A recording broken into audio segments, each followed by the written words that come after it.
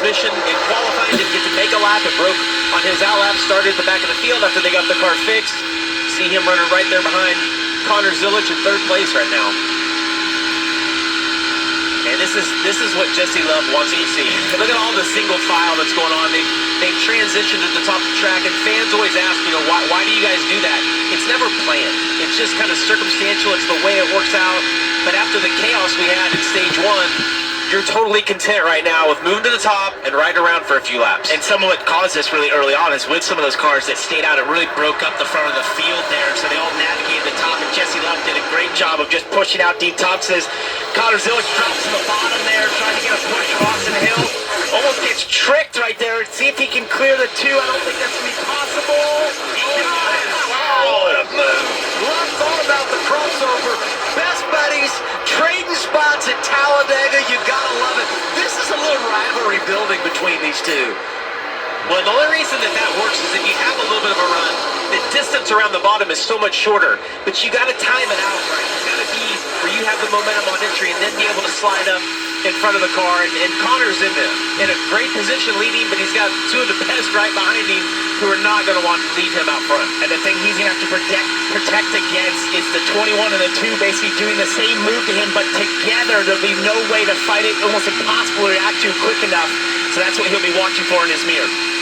As they do that exact thing, he drops to the bottom, forcing him to stay up top, and now the two RCR cars are leading the bottom lane. Hey, some drivers we got to pay off. You mentioned Taylor Gray, starts in the back, has worked his way to the top 5. Blaine Perkins in the top 10 as well. At least he was last time around, scored 12th at this point. But he's another driver that started in the rear and has had some really good flashes in the grab. Love out front, 3 wide behind him. Sanchez down low. That red-white number 8 is Sammy Smith. Austin Hill working that group. A lot of Chevy presence at the front of the field. Sammy Smith got so lucky right there. He went to block and didn't move up quick enough and then got stuck in the middle. Unfortunately, a bunch of guys came down to help him, and he's in a good position, but that could have been disastrous for him. Look at Daniel Dye, 4th car in line, bottom lane. Last time around he was 12th. Now he's working on a spot inside the top 5. He is there. 48's super fast. We've seen him go to the back, and now you look, he's back up into second place right now. He's made some good decisions, has worked his way all the way back to the front. And look what's happened to Austin Hill when you get in the wrong lane. Up top right there, didn't have the help. He's fallen all the way to the backside of the top 10 here from fighting for the lead just a lap ago. That's how quickly things can happen, not in your favor if you don't choose the right lane and have the right help.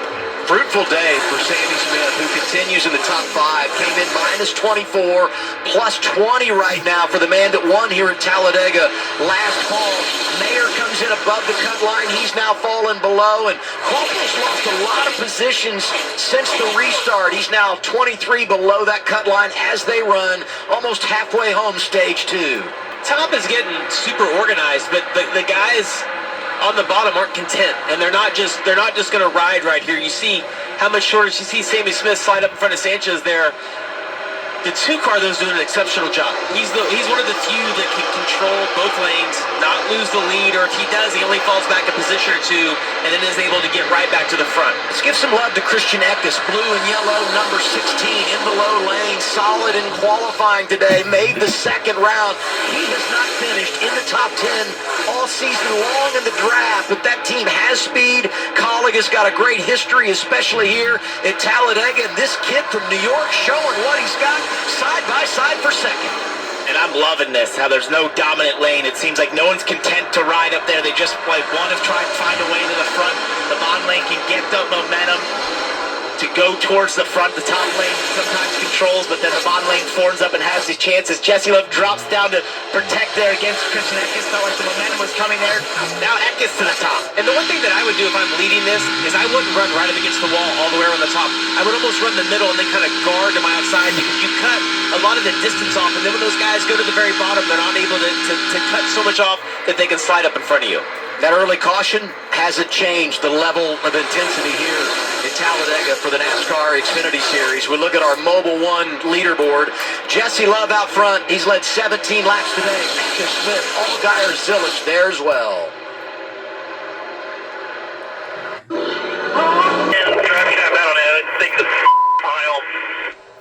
Yeah, the back bumper there had a lot of fluid on it. It was real dark, which is probably an indication of some fluid coming out of that race car. So obviously mechanical issues continue for the 54 this weekend. Not been their weekend. Ironically enough, it was the other rookie at Joe Gibbs Racing that had a mechanical problem that took him out here in the springtime, William Sawalich.